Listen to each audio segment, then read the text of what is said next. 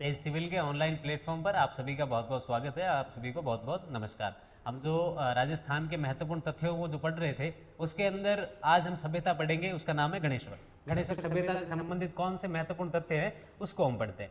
अगर गणेश्वर सभ्यता कहाँ पर स्थित है इसकी बात की जाए तो हमारा जो नया जिला बना है नीम का थाना, कांतली नदी का जो क्षेत्र है वहां पर स्थित है। कौन सी सभ्यता? गणेश्वर सभ्यता। उत्खननकर्ताओं की बात करें तो रतन चंद्र अग्रवाल और जो विजय कुमार जी है, ये क्या है, इनके उत्खननकर्ता है। और यहाँ से हमें जो प्राप्त अवशेष मिले हैं वो कौन कौन से है उसकी बात करें तो हमें यहाँ से एक तो गैरिक मृत भांड प्राप्त हुए और मछली पकड़ने का हमें कांटा प्राप्त हुआ। इससे हमें यह पता चलता है कि जो गणेश्वर सभ्यता थी उसके आसपास में जो जल की मात्रा थी वो अत्यधिक रूप में थी। ठीक है। और हमें यहाँ से पत्थर के बांध मिलते हैं और हमें यहाँ से क्या मिलता है, दोहरी पेचदार सिरे वाली जो पिन है वो भी हमें कहां से प्राप्त होती है, गणेश्वर सभ्यता से। और अगर इनसे जुड़े हुए तथ्यों की बात करें तो यहां से हमें नीले और काले रंग के मृत पात्र प्राप्त हुए हैं जिनको हम क्या कहते हैं, कर्पशवर्णी मृत पात्र। ठीक है। किस रंग के हैं? नीले और काले रंग के, जिन्हें हम कहते हैं कर्पशवर्णी मृत पात्र। और कहां से मिले हमें? गणेश्वर सभ्यता से। गणेश्वर को भारत की जो ताम्र सभ्यताओं की क्या कहा जाता है, जननी कहा जाता है। हमसे प्रश्न पूछा जाए कि भारत की ताम्र सभ्यताओं की जननी किसे कहा जाता है तो गणेश्वर सभ्यता को कहा जाता है। इसके बाद हम बात करें तो ओजियाना सभ्यता है, कहां पर है? ब्यावर जिले के अंदर है, खारी नदी के पास स्थित है।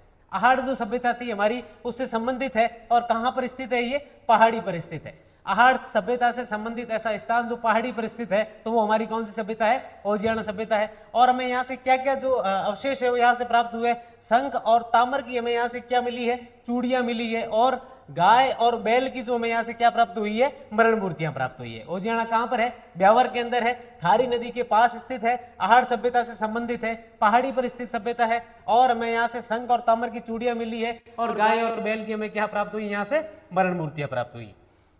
अगली जो सभ्यता है वो हमारी है रंगमहल। रंगमहल कहां पर है? हनुमानगढ़ के अंदर स्थित है। ठीक है।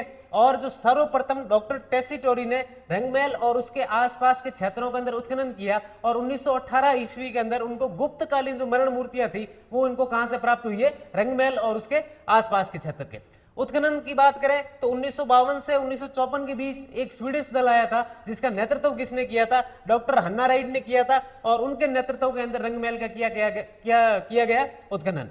यहां से हमें क्या क्या अवशेष प्राप्त होते हैं तो एक तो गुरु और शिष्य की हमें यहां से मूर्ति प्राप्त होती है और कुषाण शासकों के 105 तांबे के हमें यहां से क्या मिलते हैं, सिक्के प्राप्त होते हैं। चावल की खेती के हमें यहाँ से क्या प्राप्त होते हैं, साक्ष्य। और गांधार शैली की भी हमें यहाँ से क्या मिलती है, मूर्तियां मिलती। तो रंगमहल कहां पर स्थित है? हमारा हनुमानगढ़ के अंदर है। सर्वप्रथम डॉक्टर टेसीटोरी को 1918 में आसपास के क्षेत्रों से गुप्तकालीन जो मरण मूर्तियां थी वो प्राप्त हुई है। 1952 से 1954 के बीच एक स्वीडिश दल आया था, डॉक्टर हन्ना रेड्डी के नेतृत्व में यहाँ क्या किया गया, उत्खनन और गुरु शिष्य की मूर्ति।